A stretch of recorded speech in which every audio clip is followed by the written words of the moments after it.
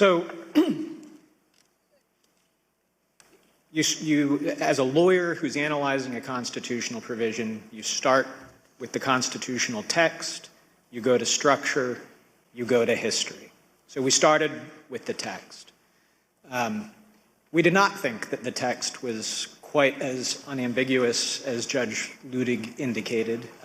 In part, we had a constitutional crisis in 1876 because in that year, multiple slates of electors were certified by multiple slates. And when it came time to count those votes, the antecedent question of which ones had to be answered. That required the appointment of an independent commission.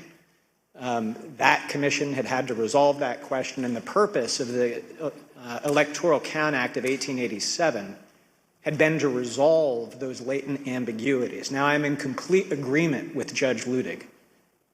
It is unambiguous that the vice president does not have the authority to reject electors. There is no suggestion of any kind that it does. There is no mention of rejecting or objecting to electors anywhere in the 12th Amendment. And so the notion that the vice president could do that certainly is not in the text. But the problem that we had and that John Eastman raised in our discussions was we had all seen that in Congress in 2000, in 2004, in 2016, there had been objections raised to various states. And those had even been debated in 2004. And so here you have an amendment that says nothing about objecting or rejecting, and yet we did have some recent practice of that happening within the terms of the Electoral Count Act. So we started with that text. And I recall in my discussion with the vice president, he said, I can't wait to go to heaven and meet the framers and tell them the work that you did in putting together our Constitution is a work of genius. Thank you. It was divinely inspired. There is one sentence that I would like to talk to you a little bit about. So then we went to structure. And again, the vice president's first instinct here is so decisive on this question. There's just no way that the framers of the Constitution, who divided power and authority, who separated it out, who had broken away from George III and declared him to be a tyrant, there was no way that they would have put in the hands of one person the authority to determine who was going to be president of the United States. And then we went to history. We examined every single electoral vote count that had happened in Congress since the beginning of the country.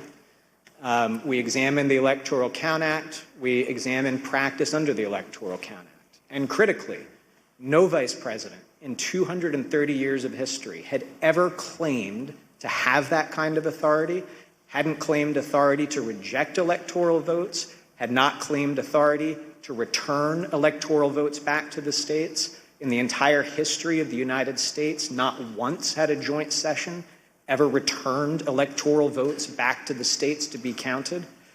And in the crisis of 1876, Justice Bradley of the United States Supreme Court, who supplied the decisive final vote on that commission, had specifically looked at that question and said, first, the vice president clearly doesn't have authority to decide anything, and by the way, also does not have authority to conduct an investigation by sending things back out for a public look at things. So the history was absolutely decisive, and again, part of my discussion with Mr. Eastman was, if you were right, don't you think Al Gore might have liked to have known in 2000 that he had authority to just declare himself president of the United States?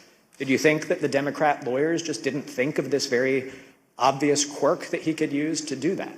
And of course, he acknowledged Al Gore did not and should not have had that authority at that point in time.